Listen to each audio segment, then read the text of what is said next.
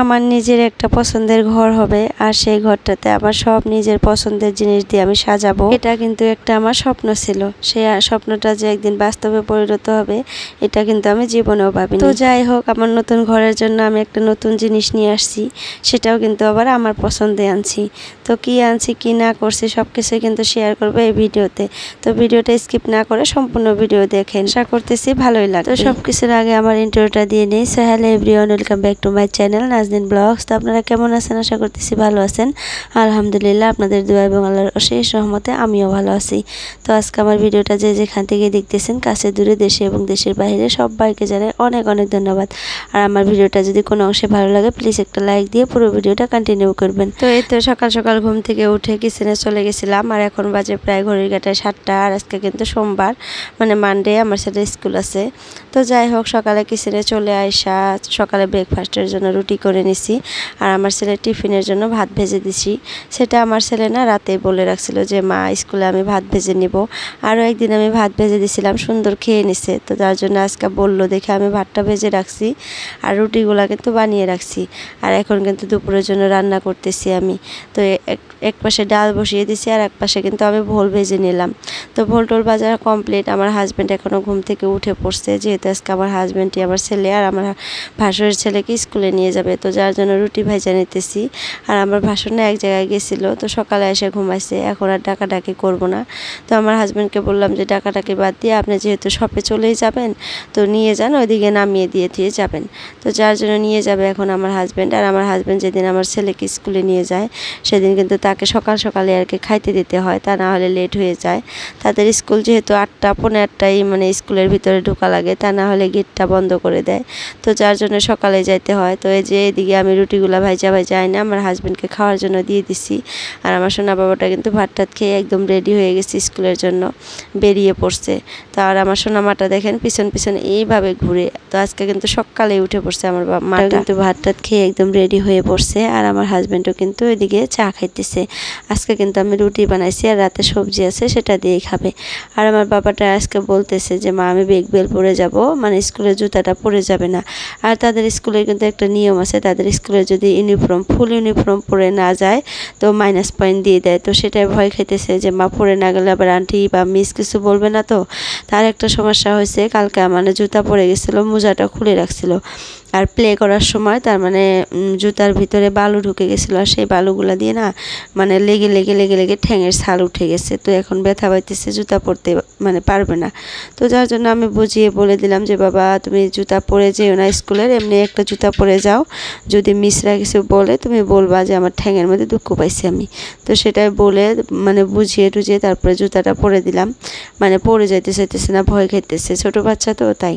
তো এই পাশে দেখেন ওর বাবা চা খাইতেছে, আর আমার সোনা মাটা এত দুষ্টু হয়েছে, মানে বিছানা ঝাড়ুটা দিয়ে কিভাবে মারলো হয়তো দেখছেনি, মানে এইভাবে দুষ্টুমি করে থাকে সারাটা দিন।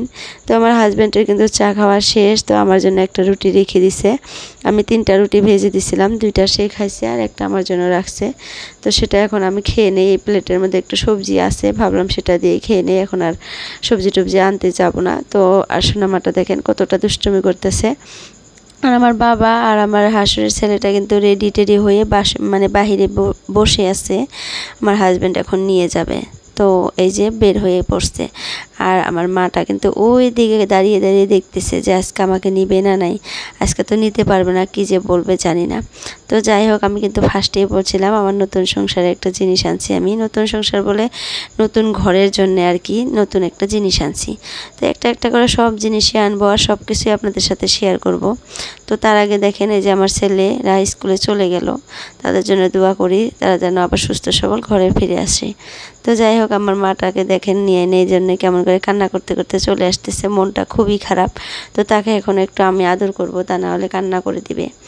যেহেতু প্রত্যেকদিন তার বাবা নিয়ে যায়, মানে একটু ঘুরে টুরে আয়না দিয়ে যায়, আজকে পারলো না, মানে তাদের স্কুলে লেট হয়ে যাইতেছে, 8টা প্রায় বেজেই গেছে। তো যার জন্য বললাম যে নিয়ে যান, আজকে আর নিতে হবে না আমার মাকে। তো আমি আয়না দেখেন বিছানায় দিলাম, কেমন দুষ্টু দেখেন, পিঠের তলায় একটা খেলনাপাতি পড়ছে। তো খেলনাটা কিন্তু উঠেই নিতে পারতো, উঠে না নিয়ে শুয়ে শুয়ে কি সুন্দর করে হাতে নিল।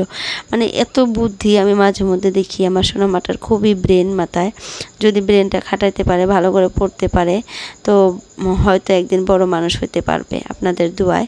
আর আমিও মাঝে মধ্যে আর কি কেয়ার করি, তাকে দেখি যে এরকম এরকম কতগুলা মানে স্বভাব তার মানে বুদ্ধিমানের কাজ করে আর কি, বুদ্ধিমতী। তো যাই হোক, নিজের সন্তানের কথা নিজে আর বলি না, হয়তো আপনারা দেখতেই পারেন আর কি কেমন। তো ওই যে বিছানাটা পরিষ্কার করে নিতেছি, ওই পাশে কিন্তু আমার হাজব্যান্ড চলে গেছে। আমার মেয়েকেও বাহিরে রেখে আসলাম, একজন নিয়ে গেছে আর কি, বা মানে বাড়ির পাশেরই একটা মানে আমার আপু আছে, সেই আপুটা এসে বললো যে নিয়ে যাই। তো আমি বললাম নিয়ে যান। এই ফাঁকে আমি মানে বিছানা ঘরটা পরিষ্কার করে নিই, রান্নাবান্না যেহেতু একটু একটু টুকটাক করে নিছি, তো এখন বিছানা ঘরটা পরিষ্কার করে নিলে হয়ে যায়। তো এই পাশে দেখেন বিছানা পরিষ্কার করে ভাবলাম আজকে একটু ভালো করে মুছে নেই। প্রত্যেক দিনই কিন্তু মুছি আমি অফ ক্যামেরায়, আপনাদের মানে সাথে সব কিছু আমি শেয়ার করতে পারি না, কারণ বহুত বড় হয়ে যাবে ভিডিও। আর আমার অতটাও লং ভিডিওতে ভয়েস ওভার করতে গেলে না খুবই খারাপ লাগে, তো যার জন্যই আর কি। তো বিছানাটা কিন্তু পরিষ্কার করা একদমই কমপ্লিট। এখন আলানাটা মুছে নিতেছি। আলানার কাপড়গুলো আমি আগেই ভাঁজ করে নিয়েছিলাম আজকে অফ ক্যামেরায়। একটা সংসারে কিন্তু কত কাজ থাকে, তাই না পুরা? তো আমরা যেহেতু ডেইলি লাইফস্টাইল শেয়ার করি, তো সব কিছুই তো শেয়ার করতে পারি না। প্রত্যেকটা কাজেরই একটু একটু অংশ নিয়ে নিয়ে একটা ব্লগ আকারে আপনাদের সাথে শেয়ার করি। আর সেই ব্লগগুলো আপনাদের কাছে ভালো লাগে, যাদের যাদের কাছে ভালো লাগে তারা কিন্তু লাইক, কমেন্ট অ্যান্ড সাবস্ক্রাইব করে দেয়। তো এই পর্যন্ত আমার ভিডিওটা যে যে দেখে আছেন, যদি ভালো লাগে প্লিজ লাইক করবেন একটা, যদি লাইক করতে ভুলে গেছেন। আর যদি বেশি ভালো লাগে প্লিজ একটা সাবস্ক্রাইব করে দেবেন, আর অল নোটিফিকেশনটা ক্লিক করে রাখবেন। এতে করে আমি যখনই ভিডিও আপলোড করব নোটিফিকেশন আপনার মোবাইলে চলে যাবে, আপনি সময় করে আমার ভিডিওটা দেখতে পারবেন। তো যাই হোক, আমার কিন্তু বেডরুমের কাজ সম্পূর্ণই কমপ্লিট। আমি কিন্তু বেডরুমটা একদম চকচকে ঝকচকে করে দিয়ে আসলাম, মানে মুছে টুছে সব কিছু ক্লিন করে নিলাম। আর রান্না বান্না করার পর না, যতক্ষণ পর্যন্ত আমি ঘরগুলো এরকম করে মানে মুছে পরিষ্কার না করতে পারি, ততক্ষণ কেমন জানি আমার শরীরের মধ্যে ভালো লাগে না। মনে হয় যে কেমন জানি খিটখিট করে, মনে হয় কতক্ষণে আমি এই ঘর বাড়িগুলো পরিষ্কার করতে পারবো, তখন সে আমার মনের মধ্যে একটা শান্তি মিলে। তো যাই হোক, আমার বেডরুমটা যেহেতু পরিষ্কার করা শেষ, একদম আমি কিচেনে চলে আসছি। কিচেনে কিন্তু জাস্ট খালি রান্না বান্না করে চাটা খেয়ে নিছিলাম, তারপরে সব কাজ কিন্তু ওরকমই পড়ে আসছিলো।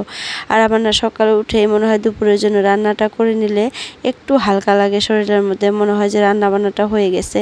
আর আমার সব কাজ করতে ইচ্ছা করে, আপুরা আমার না রান্নাবাড়ি করতে একদমই ভালো লাগে না এখন, কেমন জানি বিরক্ত ফিল হয়, ভালোই লাগে না।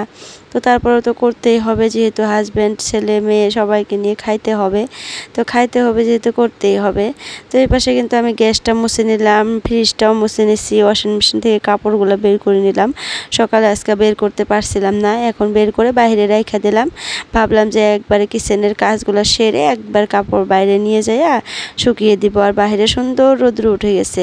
আর এখন না সকাল সকাল যে এতটা গরম লাগে ঘরের মধ্যে, একদমই ভালো লাগে না।